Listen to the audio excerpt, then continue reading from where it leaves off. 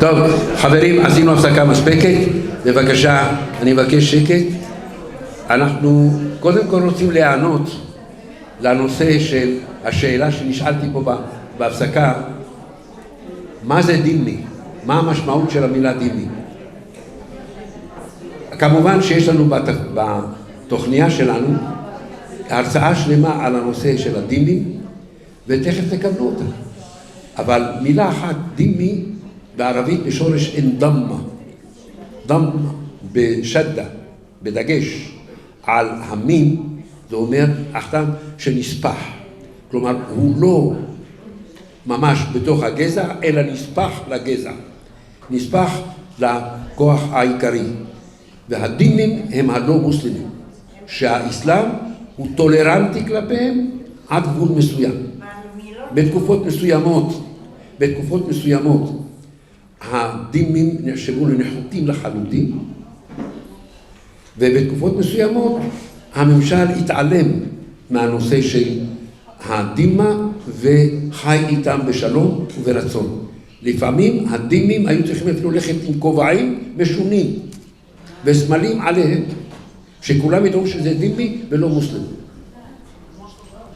אז, אבל אני לא רוצה לגזול מהמרצה שלנו את ההרצאה והנושא שלו, אז לכן, אנא מכם, נא לשבת ואנחנו רוצים להתחיל. Alors, quelques mots seulement sur notre monsieur Feigelbaum qui va nous adresser sur le sujet de Dhimmi. Alexandre Feigelbaum est directeur de recherche. Il est ancien directeur d'unité de l'European Food Safety Authority, Commission européenne à Parme. Sa famille, originaire d'Europe centrale, a été décimée par la Shoah. Cette sensibilité l'a conduit à militer de tout temps contre le racisme et l'antisionisme. Il a été chargé de mission par le Bureau national de Bnei Brit France pour organiser la lutte contre l'antisémitisme. בבקשה, אני מחכה.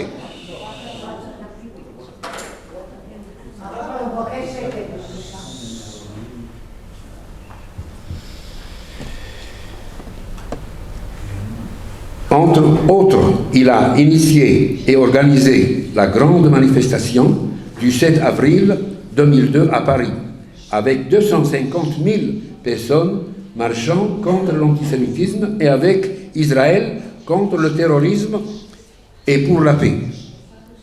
Tony, son épouse égyptienne, la sensibilité et la situation des Juifs d'Égypte. Sa rencontre avec Batior en 2018 l'a amené à créer en novembre 2019 le Dhimmi Watch, l'Observatoire international de la dhimmitude, qui regroupe des nationalités de la société civile et des universitaires de France, Suisse, Israël, Liban, Algérie, Italie, États-Unis.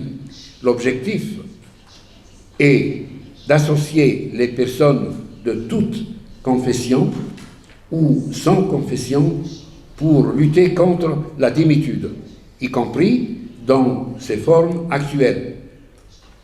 Nos repères sont la laïcité et les droits de l'homme. Alexandre Feigelbaum, s'il vous plaît. Merci beaucoup. Merci pour cette introduction.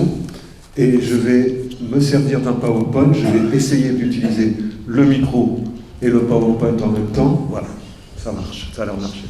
Alors je dois dire que je suis là, je voudrais remercier, avant de commencer, trois personnes. Tout d'abord mon épouse qui est juste debout devant moi en train de me photographier, parce que c'est elle qui m'a amené à l'Égypte. Moi je suis totalement ashkénaze et l'Égypte, ce que je connais, c'est par elle. Et donc je la remercie pour tout ce qu'elle m'a apporté, y compris pour ce soir, pour m'aider à faire cette présentation. La deuxième personne, c'est Levana qui m'a donné la possibilité de présenter l'association Dhimmi Watch. Et puis aussi, bien entendu, Batior, la troisième personne. J'ai été très ému de l'entendre, et notamment j'ai été ému de sa conclusion où elle disait qu'elle n'a pas de haine. Ça m'a très ému. On ne répond pas à la haine par la haine. Ça, c'est extrêmement fort. Mais on doit répondre. On doit répondre. On ne peut pas laisser les choses en l'état. On ne peut pas courber les chines. Et c'est justement pour cela que j'ai créé cette association avec l'aide de Batior, cette association qui est l'Observatoire international de la dimitude, et le nom abrégé, c'est DimiWatch. Alors, dimitude, je ne vais pas rentrer beaucoup dans les détails, mais je vais en parler bien sûr un peu. Mais voilà, donc, mais en fait, vous, les Juifs d'Égypte, vous savez mieux que quiconque ce que sont les dhimmis. Quand Batior disait qu'elle a découvert la liberté, ça veut dire qu'elle ressentait la dimitude en négatif quand elle vivait en Égypte. Elle ressentait, elle n'avait pas cette liberté. Et alors, à certaines époques, vous, les Juifs d'Égypte, vous avez gardé l'image d'un paradis en Égypte, où votre vie était belle et facile. Mais votre départ forcé d'Égypte, de votre pays, celui souvent de vos ancêtres, cela s'inscrit dans la ligne des discriminations envers les Juifs et envers les dhimmis. Comme le montrent les livres de Batior, les Coptes et les Juifs ont longtemps vécu ce statut discriminant. Les Coptes chrétiens subissent encore aujourd'hui des discriminations en Égypte. Ils sont sous-représentés dans l'administration, ils sont victimes d'attentats, des églises prennent feu, c'est toujours un problème technique, mais comme ça arrive au moment où il y a beaucoup de monde, voilà, il y a des victimes. Et ça continue en Égypte pour eux. Mais vous savez d'ailleurs que les islamistes sont très actifs encore aujourd'hui en Égypte et que le pouvoir se bat contre les islamistes. J'emploie le mot islamiste pour désigner des militants de l'islam radical, ou d'autres disent islam politique. Ce sont des gens qui veulent prendre le pouvoir partout dans le monde, avec le djihad. Donc je vais vous parler aujourd'hui des objectifs de cette association que nous avons menée, les objectifs de DimiWatch que vous voyez derrière moi. Notre premier objectif est de faire connaître le travail de Batior et l'histoire, souvent dramatique, des minorités dhimmi. Essentiellement des juifs et des chrétiens, il y a aussi les zoroastriens, mais il n'y en a plus beaucoup dans le monde. Le pays de ces gens a été conquis par le djihad, colonisé, retenez ce mot, j'y reviendrai tout à l'heure, colonisé par les armées arabo-musulmanes. Les dhimmis ont eu le droit d'y survivre, moyennant des conditions très dures et très humiliantes souvent. En effet, les légistes musulmans ont fixé des règles au 8e et au 9e siècle, qui disaient que les non-musulmans sont des êtres inférieurs et qu'il faut les asservir et les humilier. Cette situation a duré depuis le Moyen-Âge jusqu'au XXe siècle et a repris dans plusieurs pays actuellement depuis la décolonisation. Batior nous dit que la dhimmitude était peut-être tolérable au Moyen-Âge parce que tout le monde agissait avec cruauté, mais nous pensons qu'elle ne l'est plus aujourd'hui parce que nous avons une éthique et nous ne voulons plus admettre que les gens puissent se considérer comme des êtres supérieurs. Dans l'association, nous pensons... Donc nous pensons que le fait de considérer que les non-musulmans seraient des êtres inférieurs aux musulmans bien sûr, qu'ils auraient moins de droits que les musulmans, nous appelons cela du racisme. Et je vais vous expliquer maintenant, dans quelques instants, pourquoi et comment nous essayons de faire passer cette idée en France. Alors notre second objectif est bien entendu d'éviter que la situation se reproduise en France et en Europe. Les musulmans veulent prendre le pouvoir, ils mènent un lobbying intense aujourd'hui en France et en Europe, sous l'impulsion du cheikh Al-Qaradawi qui est décédé il y a quelques mois. Ils veulent accéder au pouvoir par la parole, la persuasion ou par la force s'il le faut, et les attentats. Et en effet, dans le monde, aujourd'hui, plus de 100 millions de chrétiens subissent des persécutions extrêmes par des islamistes. C'est surtout en Afrique aujourd'hui. Vous vous rappelez du slogan de Michelle Obama, la femme du président des États-Unis, qui disait « Bring back our girls », ramenez-nous nos filles. Eh bien, effectivement, ça continue. Au Nigeria, aujourd'hui, l'organisation islamiste Boko Haram kidnappe des jeunes filles dans les écoles et ils relâchent les musulmanes, mais les filles chrétiennes sont converties de force, mariées à des musulmans, et certaines ne revoient jamais leur famille. Alors, lorsque nous disons que la dimitude, donc ces lois, la dimitude, c'est un mot que Batior a inventé pour désigner son domaine d'étude, c'est donc l'histoire des dhimmis et ce contexte réglementaire qui leur est imposé. Donc, lorsque nous disons que la dimitude correspond à du racisme, aujourd'hui en France, je vais vous étonner, ça paraît incroyable, mais cette simple affirmation n'est pas recevable pour une partie de la population et nous avons reçu il y a quelques jours une fin de non-recevoir de la part de la plus importante association antiraciste française, la LICRA, qui ne veut pas entendre parler de dimitude.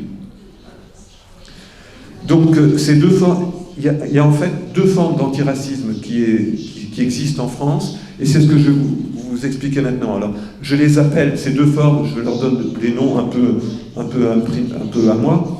Le premier, je nomme antiracisme universaliste, que je considère être la vraie forme d'antiracisme, et l'autre, c'est l'antiracisme décolonial, c'est le nom qu'ils se donnent eux-mêmes. Et ces deux formes d'antiracisme ne sont d'accord en rien, même pas sur la définition du racisme. Alors je commence par le courant universaliste, le plus ancien et auquel j'adhère. Alors ce courant se réfère à l'universalisme, je ne sais pas ça. Voilà. Ce courant se réfère à l'universalisme, à la Déclaration universelle des droits humains, à la démocratie. L'objectif est que les idéaux d'égalité, de justice et de liberté de conscience soient appliqués à chaque être humain de la planète, quelle que soit sa couleur de peau, son origine ethnique et sa conscience. Selon le courant universaliste, le racisme commence lorsqu'on s'en prend à des êtres humains ou à des groupes d'êtres humains globalement. Non pour ce que des gens ont fait ou dit, mais on s'en prend à eux globalement. C'est raciste d'être contre les Noirs, contre les Asiatiques, contre les Juifs, contre les musulmans, mais c'est tout à fait légitime de ne pas être d'accord ou de critiquer certains Juifs, certains Noirs, certains Africains, certains musulmans. Or, les islamistes radicaux, je vous l'ai dit, disent que les musulmans seraient supérieurs à tous les non-musulmans, donc ils s'en prennent à eux globalement. C'est en ça que c'est du racisme. Et je donne un exemple qui me tient à cœur, c'est le combat des Noirs américains et avec les Juifs américains dans les années 60 pour les droits civiques. Il y a eu, alors on croit que c'est que pour les droits civiques, mais en réalité, l'entourage de Martin Luther King, avec Rosa Parks, avec Bayard Rustin, avec Philip Randolph, ces Noirs-là ont aussi énormément lutté pour le droit d'Israël à exister. Et ils étaient très pro-sionistes. Je cite juste une phrase de Bayard Rustin, qu'il a fait paraître dans le New York Times. C'est « De nos 400 ans d'expérience de l'esclavage, nous savons que le sionisme n'est pas du racisme. » Et il voulait répondre à la résolution de l'ONU assimilant le sionisme au racisme en 1975. Donc c'était vraiment une lutte universaliste qui dépassait les intérêts de chacun pour le monde entier. Et ce n'est pas un hasard si c'était des Noirs et des Juifs qui ont mené ce combat. Alors l'autre courant, bien entendu, vous savez que ça s'est dégradé depuis. Alors l'autre courant qui se dit décolonial, c'est l'antiracisme décolonial. Et il est malheureusement dominant à l'extrême gauche et dans les universités américaines et européennes. Ce courant se réfère, comme son nom dit, au colonialisme. Et en réalité, il y a des choses qui sont acceptables, mais d'autres pas. Voilà, je change. Voilà. L'antiracisme décolonial, les Blancs, l'Occident, en fait, les Européens, ont colonisé des peuples qu'ils appellent les non-blancs, donc ceux qui ne sont pas blancs, sur plusieurs continents avec une grande violence, c'est indéniable. La traite des esclaves africains vers les Amériques, ça a été quelque chose d'horrible. L'extermination des Indiens en Amérique, ça a été quelque chose d'horrible. Ces Noirs et ces Indiens ont été victimes de racisme, et c'est indéniable, tout le monde est d'accord là-dessus. Mais les décoloniaux vont plus loin. Ils affirment deux choses. La première, c'est que l'industrie et le système capitaliste européen, celui des Blancs, ont été financés par l'argent de la traite. L'argent de l'esclavage, ça a servi à payer, à construire l'industrie en Europe, à construire le capitalisme, et voilà. Et la deuxième chose, c'est que le capitalisme continue. Le capitalisme continue à opprimer les peuples, le capitalisme des Blancs continue à opprimer les peuples, même encore aujourd'hui, même après la décolonisation. Alors ça, c'est discutable. C'est au niveau des idées, on est d'accord, on n'est pas d'accord, mais c'est discutable. Mais ils vont encore plus loin en disant que l'ennemi, ce sont donc les Blancs. C'est aux Blancs qu'il faut s'en prendre, et ils dénoncent que c'est le privilège des Blancs d'avoir constitué le capitalisme et de vivre dessus maintenant, vivre sur l'argent. Les Blancs vivraient, selon eux, sur l'argent de la traite, de l'esclavage, encore aujourd'hui. Et pour eux, les valeurs que j'ai citées tout à l'heure, l'universalisme, la démocratie, les droits humains, ce ne sont que des inventions du pouvoir blanc pour maintenir son autorité sur les autres peuples du monde. Le courant décolonial globalise donc les blancs de peau. Alors il faut dire blanc de peau maintenant, il faut que je distingue, parce que vous profitez des richesses accumulées par le colonialisme, et même si vous croyez être antiraciste, même si vous avez de la compassion pour les victimes, même si vous combattez le colonialisme, vous êtes dans le camp du mal. Vous n'y pouvez rien, c'est comme ça. Et ça, évidemment, je cite un courant woke. Pour le courant universaliste, au contraire, condamner les Blancs pour leur couleur de peau, c'est du racisme. On les condamne pour leur couleur de peau et non pour ce qu'ils disent, c'est du racisme. Vous voyez donc que tout oppose ces deux conceptions du racisme et de l'antiracisme, les universalistes et les décoloniaux. Et vous comprenez aussi maintenant pourquoi le courant décolonial refuse de considérer la dimitude comme du racisme. Alors maintenant, à quoi servons-nous et que pouvons-nous faire?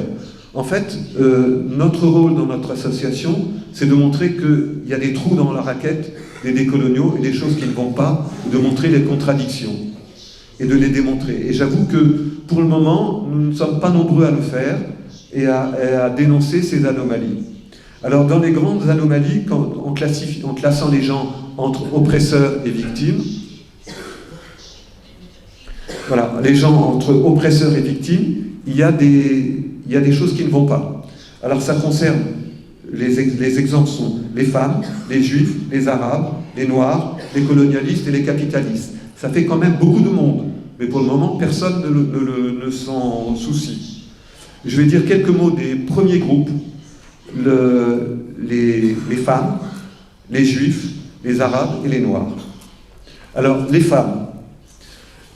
En Allemagne, le 1er janvier 2016, je prends cet exemple, de très nombreuses femmes blanches ont été agressées et violées par des immigrés pendant les commémorations du Nouvel An. Les antiracistes et les féministes universalistes ont protesté, ont dénoncé cet événement. Mais les décoloniaux, l'autre forme d'antiracisme, n'ont rien dit, n'ont pas grand-chose. Ils ont parlé quand vraiment ils ne pouvaient plus, c'était plus possible de ne rien dire. Alors comment est-ce que c'est possible? Et la réponse est dans leur idéologie. Les décoloniaux ne se soucient vraiment d'une oppression que si elle est liée au fameux privilège blanc. Si ce sont des noirs ou des non-blancs qui agressent, ce n'est pas grave.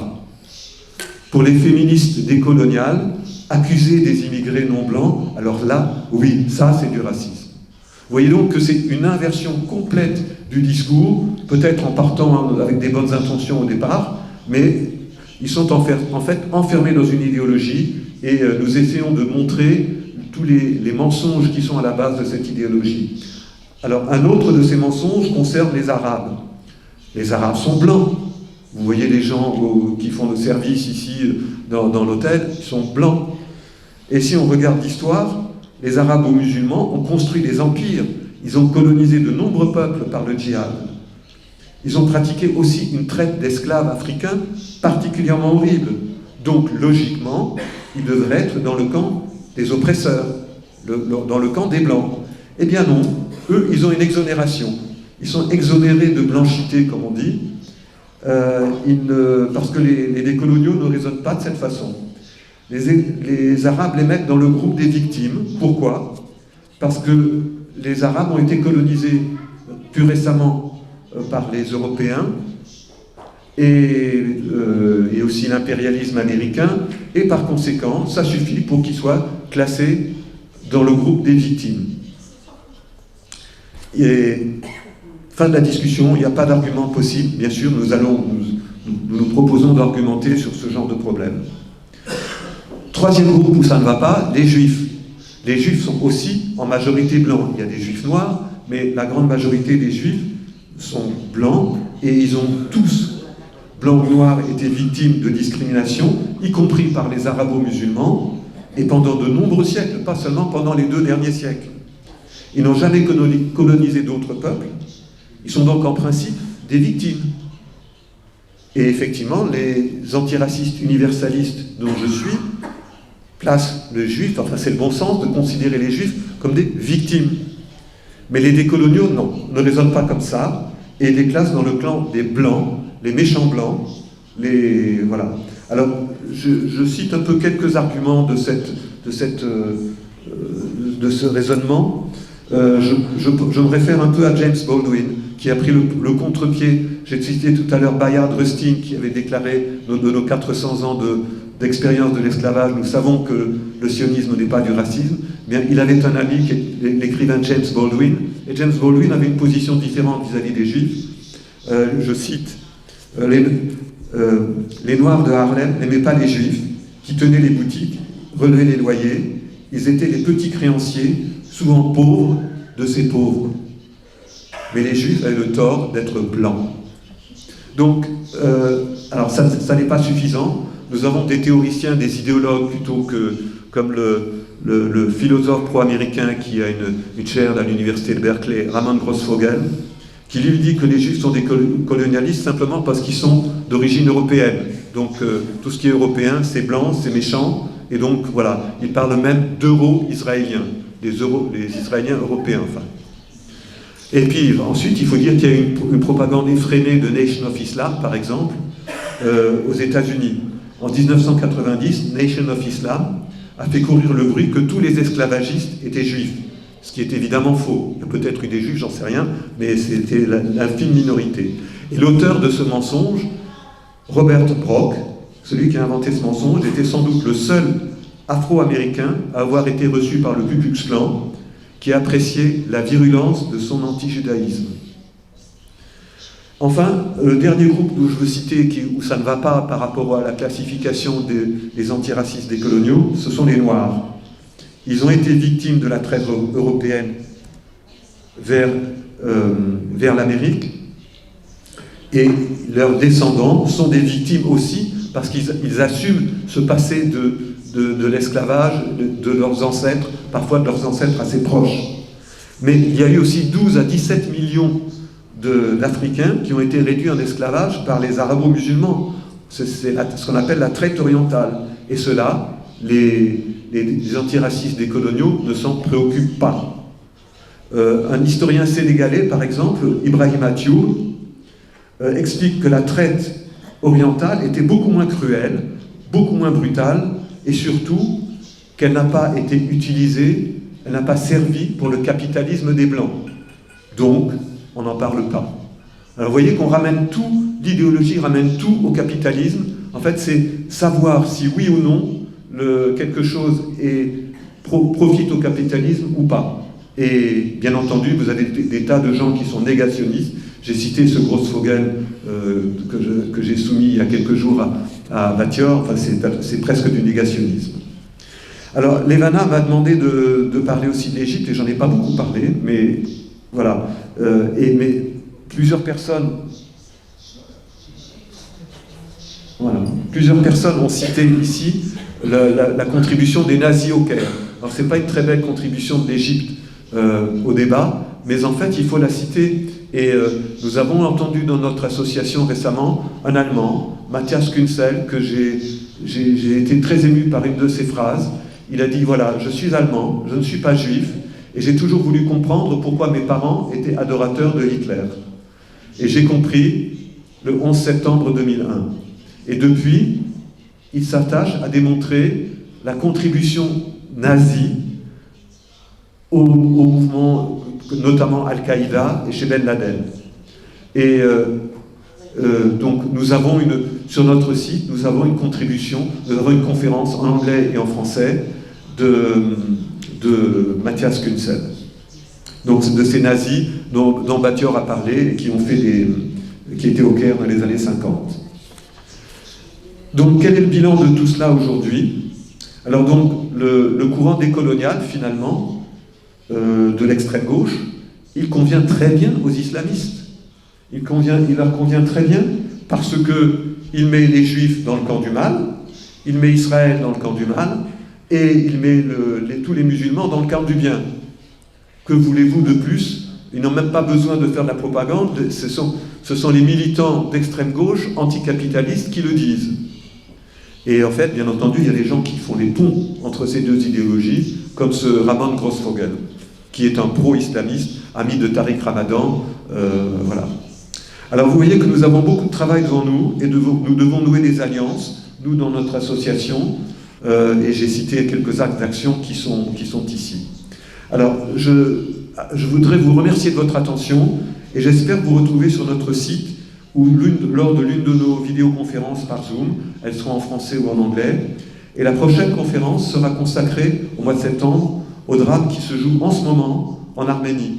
Vous savez que l'Arménie se fait court-circuiter, se fait perdre une partie de son territoire et de son autorité, et le territoire du Haut-Karabakh passe complètement sous la juridiction de l'Azerbaïdjan. C'est important parce que dans notre association d'Imiwatch, et ça c'est une idée forte de Battior, nous pensons que si nous voulons éviter l'avènement d'un nouveau totalitarisme islamique jusqu'en Europe et peut-être aux États-Unis, si nous voulons éviter la dimitude, les juifs, les chrétiens, les musulmans et les athées, les gens sans confession doivent s'unir. Je vous remercie donc pour cela, et je formule l'espoir que nous avancions et que nous progressions dans cette voie, et je remercie particulièrement Battior.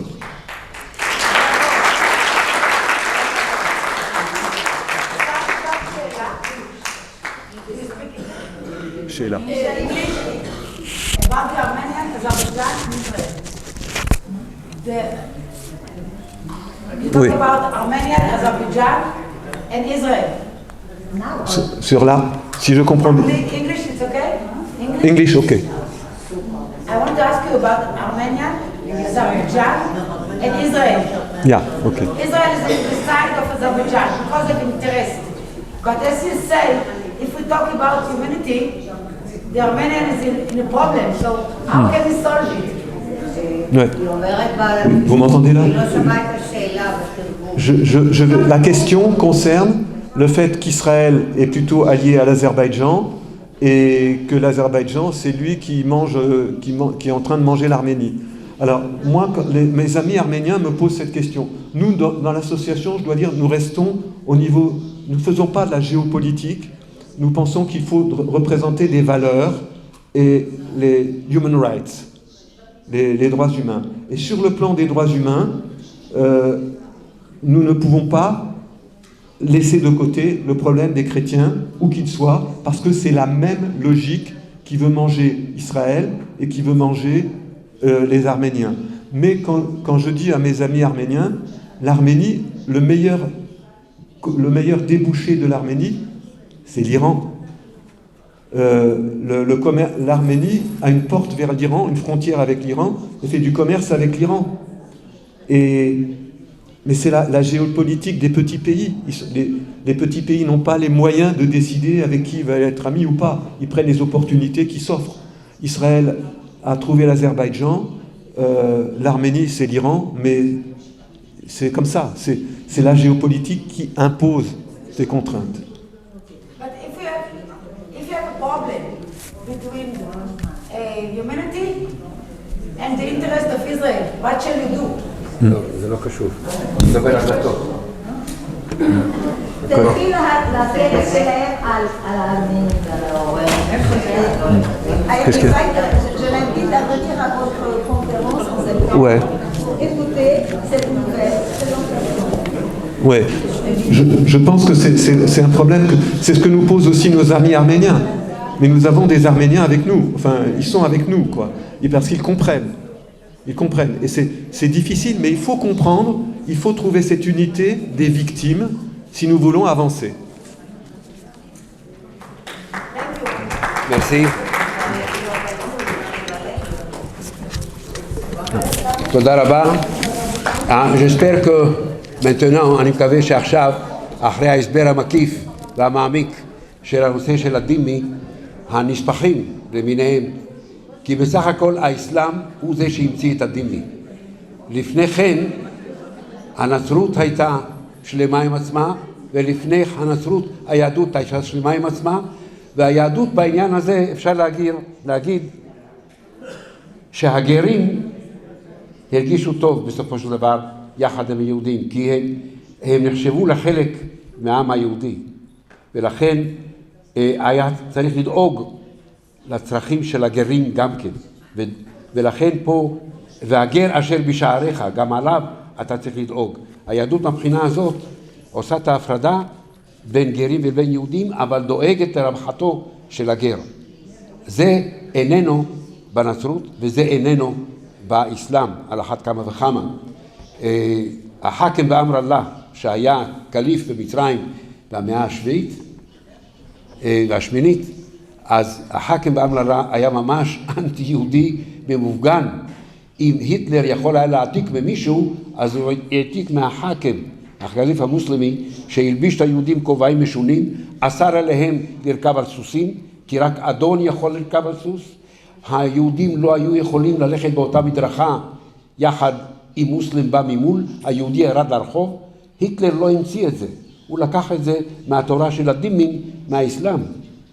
עכשיו, מוחמד בפתיחה של הקוראן, הוא שם את היהודים ואת המוסלמים במונח שנקרא בערבית וואלה דאלין. דאלין, כלומר אלה שהיו פעם האמינו באל אחד, אבל היום אלוהים כעס עליהם.